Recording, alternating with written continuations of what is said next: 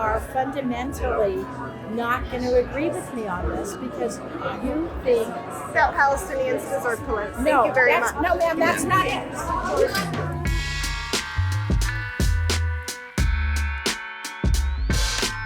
Proper representation is core to our democracy, and if our representatives disagree on fundamental values, we gotta talk about it. Today, I'm doing that with a couple of Sunrisers from Colorado after their unfortunate conversation with Diana Degette, talking about her voting record in Congress and what values we actually need represented in government. 2026 is the first year that I decided to participate in the delegate and county assembly process for Colorado. It was texted to me that there would be a Diana Degette meet and greet for delegates at Cohesion Brewing. So I showed up to that to try to ask her some questions because as a delegate, I want to make sure that I am supporting the candidates that support my values.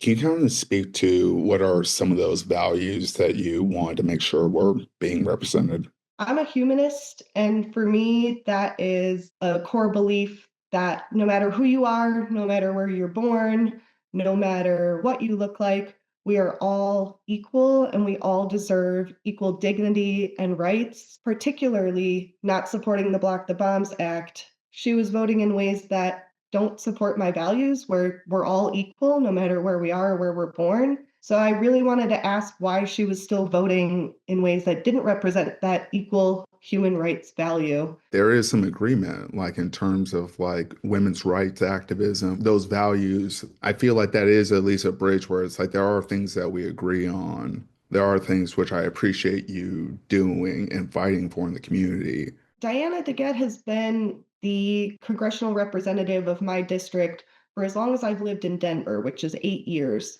There have been a lot of attacks from the right on my fundamental right to decide what to do and what to not to do with my body. And Diana Degette has stood up for a lot of women's rights issues, and she was really important in helping protect women from the Dobbs decision that was made at the Supreme Court that practically overturned Roe v. Wade. I'm not a 100% Diana Degette hater. I see that she has done some things for us. And I did want to say thank you. I've never met her, so I wanted to be genuine in that.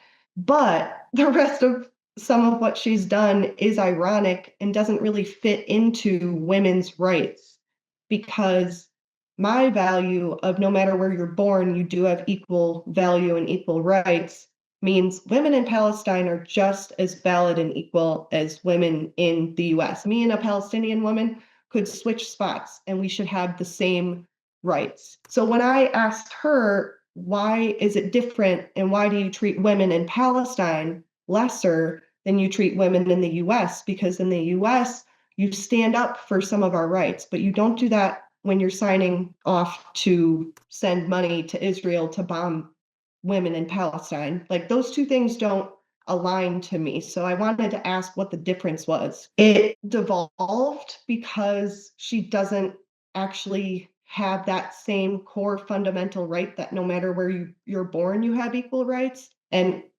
although she wouldn't say it aloud, she does vote and treat women in Palestine differently and lesser than she treats women in the US. We didn't actually end up getting to the philosophical differences because she wouldn't let us get there in the conversation. But that is what I wanted to ask her about, because that is my core value. We just didn't end up getting to the bottom of it.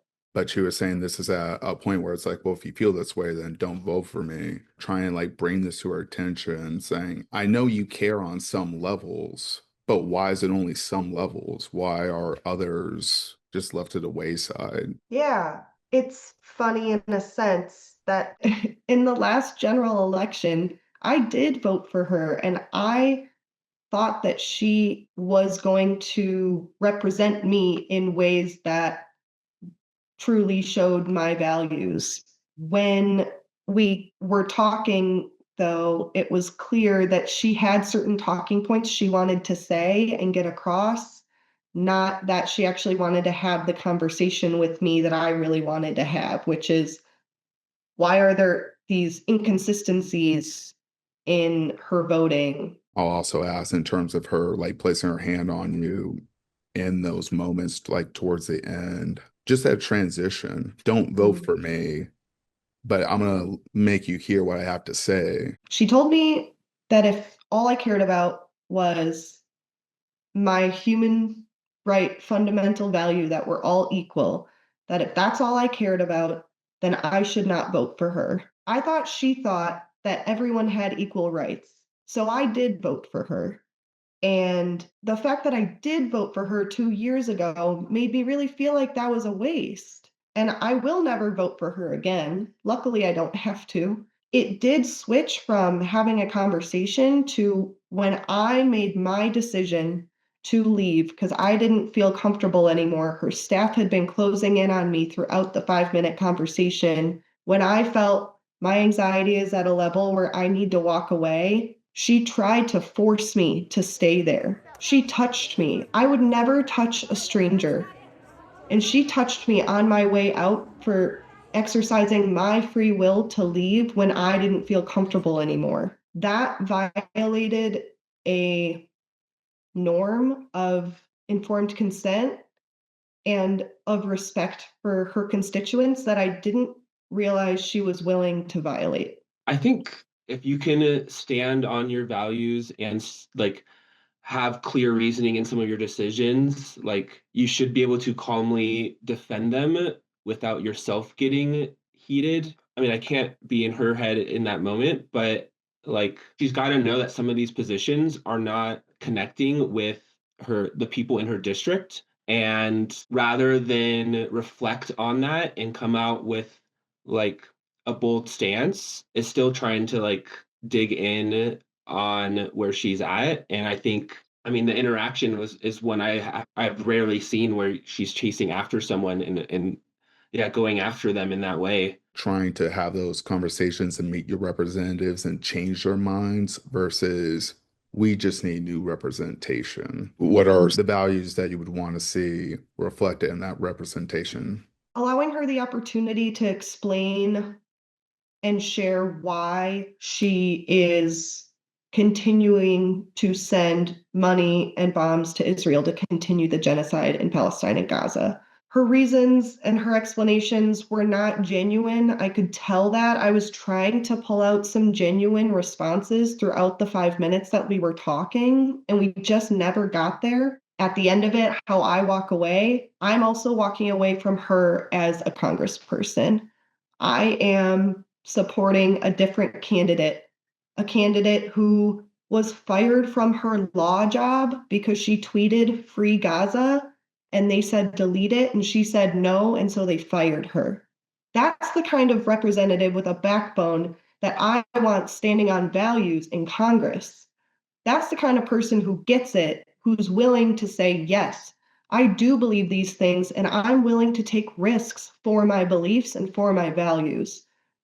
Diana Degette wasn't. Instead, she will grab a constituent on their way out to get her point across after she said, don't vote for me. That's not who I want. My reflecting on it is that she's been in this safe blue seat for about 30 years. Where the Democratic Party is and where the country is, she's had 30 years to change the direction, speak up on different human rights issues. I would even say she could have taken the opportunity to go campaign in red districts, in purple districts. She has all this away. In most years, she's not even challenged in the primary. And our country could be in a better place if she boldly maybe got proactive rather than just kind of focus in on a few like on issues important to her and or important to this district. But she could have done a better job of understanding the struggles people across the country are doing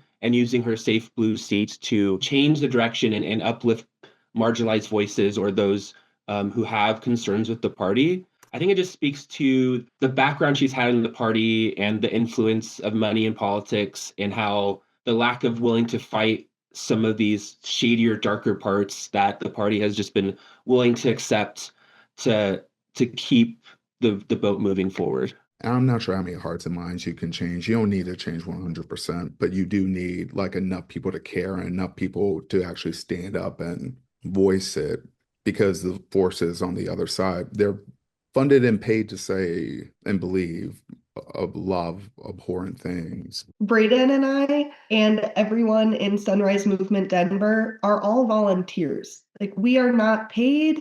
We do this because we want a livable planet and a future to live. That sounds extreme, but we have known about the dangers and the realities of a warming planet and climate change and the inaction of people like Diana Degette since our childhood, since we learned about it in our public school science classes.